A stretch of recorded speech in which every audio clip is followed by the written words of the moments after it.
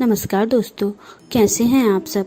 आज मैं लेकर आई हूँ आप सबके लिए संतान सप्तमी व्रत कथा, पूजन विधि और महत्व।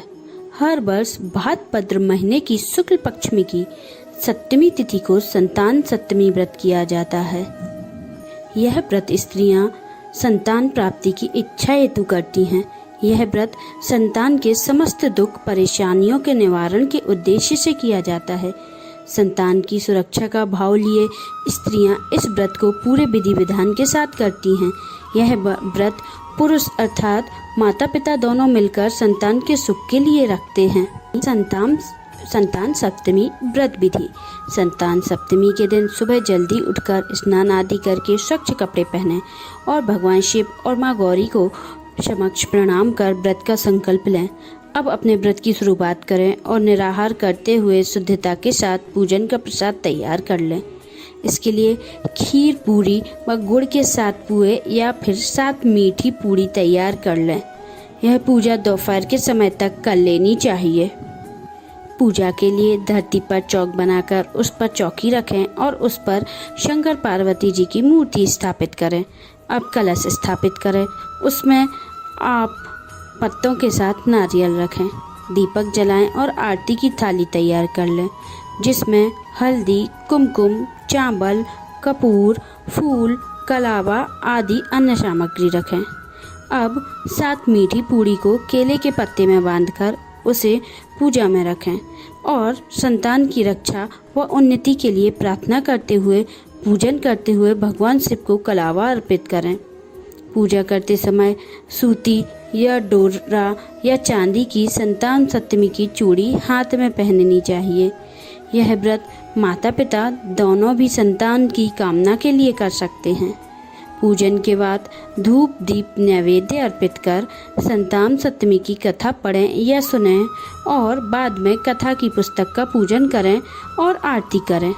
व्रत खोलने के लिए पूजन में चढ़ाई गई मीठी 7 पूड़ी या पुए खाएं और अपना व्रत खोलें।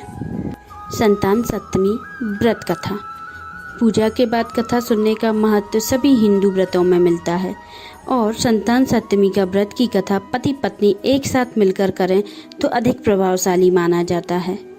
इस व्रत का उल्लेख श्री कृष्ण ने युधिष्ठिर के सामने किया था। उन्होंने बताया, यह व्रत करने का महत्व लौमेश ऋषि ने उनके माता पिता देवकी वासुदेव को बताया था।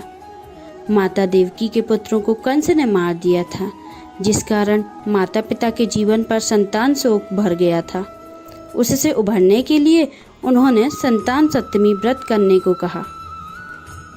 लौमेश ऋषि ने इस व्रत के संदर्भ में एक कथा सुनाई जो इस प्रकार है। अयोध्या में एक राजा था, नहुस।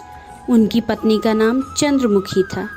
चंद्रमुखी की एक सहेली थी जिसका नाम रूपमती था। वो नगर में ब्राह्मण की पत्नी थी। दोनों ही सखियों में बहुत प्रेम था। एक बार वे दोनों सरयू नदी के तट पर स्नान करने गईं। वहाँ बहुत सी स्त्रियां संतान सप्तमी का व्रत कर रही थीं। उनकी कथा सुनकर इन दोनों सखियों ने भी पुत्र प्राप्ति के लिए इस व्रत को करने का निश्चय किया, लेकिन घर आकर वे दोनों भूल गईं और कुछ समय बाद दोनों की मृत्यु हो गई और दोनों ने पशु योनि में जन्म लिया। कई जन्मों के बाद दोनों ने मनुष्य योनि में जन्म लिया। इस जन्म में चंद्रवती का नाम ईश्वरी एवं रूपमती का नाम भूषणा था। ईश्वरी राजा की पत्नी और भूषणा ब्राह्मण की पत्नी थी। इस जन्म में भी दोनों ने बहुत प्रेम था। इस जन्म में भूषणा को पूर्व जन्म की कथा याद आई थी, इसलिए उसने संतान सप्तमी का व्रत किया, जिसके प्रताप से उसे 8 पुत्र प्राप्त हुए। लेकिन ईश्वरी ने इस व्रत का पालन नहीं किया, इसलिए उसकी कोई संतान नहीं थी।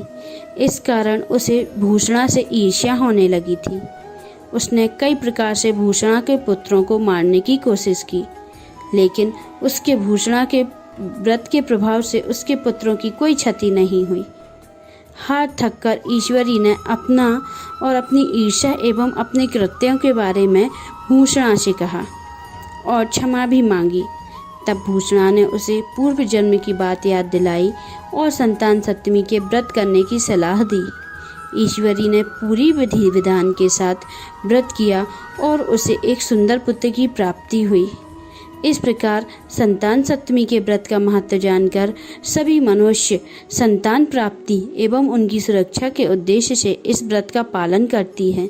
बोलिए श्री संतान सप्तमी माता की जय। कथा समाप्त।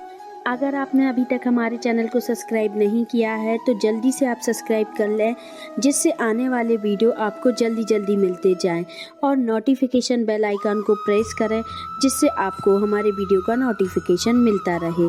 और लाइक और कमेंट करना ना भूलें। आप सभी को नमस्कार।